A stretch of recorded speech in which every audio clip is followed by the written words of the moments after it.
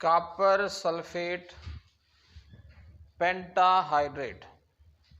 ये तो copper sulphate का फार्मूला हो गया। ये 5 लफ्ज़ इसको पढ़ते हैं पेंटा, और ये जो वाटर के मालिक्यूल लिखे हुए हैं इन्हें कहते हैं हाइड्रेट। हाँ, तो इसको हम कॉपर सल्फेट पेंटाहाइड्रेट भी कहते हैं।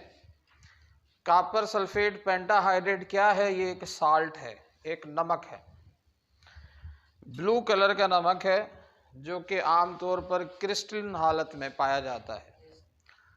कॉपर सल्फेट के अलग अलग नाम हैं। वो कॉपर सल्फेट को आप क्यूप्रिक सल्फेट भी कहते हैं। ब्लू कलर की वजह से हम इसे ब्लू स्टोन भी कहते हैं और इसे ब्लू विट्रोल भी कहते हैं। अच्छा, वैसे उर्दू में भी इसे एक ख़ास नाम देते हैं। आमतौर पर उर्दू में हम इसे कहते हैं नीला थूथा। क्या कहते हैं? नीला थूथा। अच्छा, अब ये कॉपर सल्फेट हम कैसे बना सकते हैं? ये कॉपर सल्फेट कॉपर के बने हुए स्क्रैप से।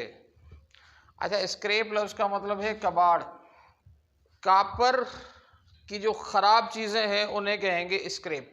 किस तरह से वो रिएक्शन करता है? कॉपर सल्फेट का जो स्क्रैप है उसमें थोड़ा सा डाल देते हैं डाइल्यूट सल्फ्यूरिक एसिड और फिर इसे ओपन एयर में छोड़ दें, कुछ देर के लिए हवा में छोड़ दें, ओपन एयर में छोड़ दें। ये तीनों चीज़ें एक दूसरे के साथ रिएक्ट करेंगी। कौन कौन सी चीज़ें? कॉपर का स्क्रैप, डाइल्यूट सल्फ्यूरिक एसिड और प्लस में ऑक्सीजन। ये ऑक्सीजन कहाँ से आएगा? हवा के अंदर से। हवा में आपने उसे खुली हवा में छोड़ना है तो हवा से खुद ही रिएक्शन कर लेगा। इसके नतीजे में हमारे पास 2 प्रोडक्ट्स बनेगी। एक प्रोडक्ट बनेगी हमारे पास कॉपर सल्फेट और दूसरी चीज़ हमारे पास क्या बनेगी? वाटर। एक्चुअली होता क्या है कि ये हाइड्रोजन और ऑक्सीजन ये दोनों एक दूसरे से रिएक्ट करते हैं। एक दूसरे से रिएक्ट करके ये बना लेते हैं क्या? वाटर। और इसका ये सल्फेट और कॉपर ये दोनों एक दूसरे से रिएक्ट करते हैं और एक दूसरे से रिएक्ट करने के बाद ये क्या बना लेते हैं? कॉपर सल्फेट बना लेते हैं। ठीक है, अब इस इक्वेशन को जस्ट आप बैलेंस कर दें। यहाँ पर अगर हम देखें तो ऑक्सीजन 4 और 2 6 हैं और वहाँ पर ऑक्सीजन कितने? 5 हैं। तो क्या करना चाहिए? अगर मैं यहाँ पर 2 लगा देता हूँ तो यहाँ पर भी 2 लगाने पड़ जाएंगे, यहाँ पर भी 2 लगाना पड़ जाएगा, यहाँ पर भी 2 लगाकर चेक करते हैं, देखें क्या होता है। कॉपर 2 हैं, इधर भी 2 हैं, हाइड्रोजन 4 हैं, इधर भी 4 हो गए, सल्फर 2 हैं, इधर भी 2 हो गए, और 2 4 द 8, 8 और 2 कितने होते हैं? 10, 2 4 द 8, 8 और 2 कितने होते हैं? 10। तो इस तरह से ये जो इक्वेशन है क्या हो जाएगी? बैलेंस हो जाएगी। ये एक मेथड है कॉपर सल्फेट को बनाने का। दूसरा रिएक्शन क्या है? By reaction of copper oxide with dilute sulphuric acid. यानी एक चीज़ हमने लेनी है कॉपर ऑक्साइड और दूसरी चीज़ हमने इसमें यूज़ करनी है डाइल्यूट सल्फ्यूरिक एसिड। यहाँ आप AQ लिख दें, यानी aqueous हो जाएगा। ये जो सल्फ्यूरिक एसिड होगा वो कौन सा होगा? वो होगा डाइल्यूट सल्फ्यूरिक एसिड। अच्छा, जब ये रिएक्शन होगा तो एक्चुअली होता क्या है? ये कॉपर और सल्फेट एक दूसरे से रिएक्शन करते हैं तो हमारे पास एक प्रोडक्ट तो बन जाती है कॉपर सल्फेट जो हम बनाना चाहते हैं, और ये हाइड्रोजन और ऑक्सीजन एक दूसरे से रिएक्ट करते हैं जिसके नतीजे में दूसरी प्रोडक्ट हमारे पास बन जाती है वाटर। उसके बाद तीसरा और आखिरी मेथड कॉपर सल्फेट को बनाने का है कॉपर कार्बोनेट और डाइल्यूट सल्फ्यूरिक एसिड के लिए। कैसे करूँगा देखें, ये कॉपर कार्बोनेट प्लस में डाइल्यूट सल्फ्यूरिक एसिड यूज़ कर रहा हूँ। ये सल्फ्यूरिक एसिड कौन सा होगा? ये होगा सल्फ्यूरिक एसिड डाइल्यूट। अच्छा, जब ये रिएक्शन होगा तो कुछ रिएक्शन इस तरह से होगा कि कॉपर और सल्फेट एक दूसरे के साथ जुड़ जाएंगे। तो हमारे पास एक प्रोडक्ट तो बन जाएगी कॉपर सल्फेट की। अब हाइड्रोजन और कार्बोनेट जब आपस में जुड़ेंगे तो क्या होगा, यहां से एक ऑक्सीजन निकलकर इसके साथ जुड़ जाएगा, तो यहां एक प्रोडक्ट हमारे पास बन जाएगी वाटर। अब ये CO3 था ना, इसमें से एक ऑक्सीजन निकल गया तो पीछे क्या बच गया, CO2 यानी कार्बन डाइऑक्साइड बच जाएगा। तो इस फाइनल रिएक्शंस में हमारे पास 3 प्रोडक्ट्स बनेगी, एक बनेगी कॉपर सल्फेट, दूसरा बनेगा वाटर, और तीसरी ये कार्बन डाइऑक्साइड गैस होगी क्योंकि गैस है, ये उड़ जाएगी। बाकी कॉपर सल्फेट पानी में हल होगा, बॉयल करेंगे पानी उड़ जाएगा, पीछे आपके पास क्या बच जाएगा, कॉपर सल्फेट बन जाएगा। तो ये 3 मेथड है जिनसे आप कॉपर सल्फेट बना सकते हैं। Uses of copper sulphate. Copper sulphate एक ऐसा केमिकल है, एक ऐसा साल्ट है जो बहुत सारी दूसरी चीज़ें बनाने में इस्तेमाल होता है। यानी यूँ समझ लें कि ये एक कमर्शियल साल्ट है जो बहुत सारी इंडस्ट्रीज़ के अंदर इस्तेमाल होता है। मिसाल के तौर पर ये टेक्सटाइल इंडस्ट्रीज़ में यूज़ होता है। अब ये टेक्सटाइल वर्ड का मतलब है कपड़े बनाने वाली सनत। टेक्सटाइल का मतलब क्या है, जब वो इंडस्ट्रीज़ जहाँ पर कपड़ा बनाया जाता है, तो टेक्सटाइल इंडस्ट्रीज़ के अंदर कॉपर सल्फेट को एज ए मार्डेंट के तौर पर इस्तेमाल करते हैं।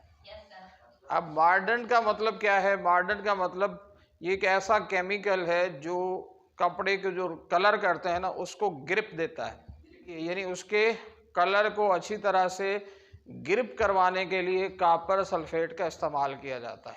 ये इसके अलावा ये टैनिंग में इस्तेमाल होता है। अब टैनिंग क्या है, जानवरों की खाल से चमड़ा बनाना, ये वाला अमल कहलाता है टैनिंग। जानवरों की खाल से लेदर बनाने का जो अमल है वो क्या कहलाता है, टैनिंग कहलाता है। इसके अलावा जो इलेक्ट्रिक बैटरीज हैं उसमें भी कॉपर सल्फेट मौजूद होता है। जो उसके अंदर इलेक्ट्रोलाइटिक सॉल्यूशन होता है ना, उसके अंदर भी क्या मौजूद होता है, कॉपर सल्फेट मौजूद होता है। हेयर डाइज, जो बालों को कलर करने के लिए जो भी यूज़ करते हैं ना, वो हेयर डाइज कहलाती है। सफ़ेद बालों को काला करने के लिए या काले बालों को ब्राउन करने के लिए जो भी कलर यूज़ करते हैं वो क्या कहलाते हैं, हेयर डाइज। और हेयर डाइज बनाने के लिए भी कॉपर सल्फेट को यूज़ किया जाता है। इसके अलावा इलेक्ट्रोप्लेटिंग में भी इसका इस्तेमाल होता है। इलेक्ट्रोप्लेटिंग का एक पूरा टॉपिक हम पहले ही पढ़ चुके हैं। तो इलेक्ट्रोप्लेटिंग में भी हम कॉपर सल्फेट को यूज़ करते हैं। कॉपर सल्फेट, एक बात याद रखें कि ये एक जहरीला केमिकल है। साल्ट तो है लेकिन ये खाने वाला साल्ट नहीं है। ये कौन सा साल्ट है, एक जहरीला, पॉइजनस है। इस वजह से इसमें से जर्मीसाइड्स बनाए जाते हैं, यानी ऐसे केमिकल्स बनाए जाते हैं जो जर्म्स को, जरासीम को मारने का काम करते हैं। समझ में आ गई बात। और इसकी मदद से हम इंसेक्टिसाइड्स भी बनाते हैं। इंसेक्टिसाइड यानी ऐसी अद्वियात बनाते हैं, ऐसे केमिकल्स बनाते हैं जो कीड़े मकोड़े, काकरोच वगैरह जो होते हैं इन्हें मारने का काम करते हैं। या दूसरे नंबर पर ये एज ए प्रिजर्वेटिव इस्तेमाल होता है for would and paper pulp. हम जानते हैं ये जो लकड़ी है, लकड़ी का जो फर्नीचर वगैरह होता है, इसको जो है वो दीमक वगैरह लग जाती है या ये जल्दी ख़राब हो जाती है। उसको महफूज करने के लिए कि उस पर कोई दीमक न लगे, वो ख़राब ना हो, उसे प्रिजर्व करना। प्रिजर्व करने का मतलब क्या होता है, महफूज करना। महफूज करने के लिए जो केमिकल बनाए जाते हैं उसमें भी कॉपर सल्फेट इस्तेमाल होता है, तो उसे लकड़ी की लाइफ बढ़ जाती है, उसे वो दीमक वगैरह नहीं लगता। पेपर पल्प, इसी तरह से कागज़ बनाने के लिए जो पहले गोदा इस्तेमाल करते हैं उसको कहते हैं पेपर पल्प। उस पेपर पल्प को भी प्रिजर्व करना पड़ता है। उसे प्रिजर्व करने के लिए भी हम किसको यूज़ करते हैं, कॉपर सल्फेट को यूज़ करते हैं। It is used to prepare synthetic रबड़। रबड़ दो तरह के होते हैं। एक रबड़ वो होता है जो नेचुरल रबड़ कहलाता है, वो दरख्तों से बनता है। दरख्त के अंदर से एक तरह की रस निकलती है, एक सीप निकलती है, उसकी मदद से जो रबड़ बनाया जाता है उसको क्या कहते हैं? नेचुरल रबड़। जैसे मलेशिया और इंडोनेशिया में रबड़ के दरख्त हैं। अब रबड़ के दरख्त का मतलब ये नहीं है कि पूरा दरख्त रबड़ का बना हुआ है, मतलब उसके अंदर से जो सीप निकलती है, जो रस निकलती है, उस रस की मदद से क्या बनाया जाता है? रबड़ बनाया जाता है। लेकिन कुछ रबड़ ऐसा भी है जो कुदरती तौर पर नहीं बल्कि फैक्ट्रीज के अंदर बनाया जाता है, उसको कहते हैं मसनूई रबड़ या सिंथेटिक रबड़। ये जो सिंथेटिक रबड़ होता है, इसे बनाने में भी कॉपर सल्फेट को इस्तेमाल किया जाता है। तो मुख्तलिफ़ किस्म के पेंट्स बनाने में भी हम जो है वो कॉपर सल्फेट को यूज़ करते हैं। ख़ास तौर पर ग्रीन कलर के जो पेंट्स बनाते हैं उसमें कॉपर सल्फेट को यूज़ किया जाता है। इसी तरह से वार्निश इंडस्ट्रीज़ के अंदर भी ये यूज़ किया जाता है। वार्निश क्या है? लकड़ी के ऊपर, फर्नीचर के ऊपर जो शाइनिंग लाने के लिए जो केमिकल यूज़ किए जाते हैं वो कहलाते हैं वार्निश। वार्निश वगैरह बनाने में भी कॉपर सल्फेट इस्तेमाल किया जाता है। फंगस वगैरह को किल करने के लिए, फंगस क्या है? फंगस एक तरह के लिविंग ऑर्गेनिज्म हैं जो कि हार्मफुल हैं, उनको मारने के लिए भी हम कॉपर सल्फेट को यूज़ करते हैं।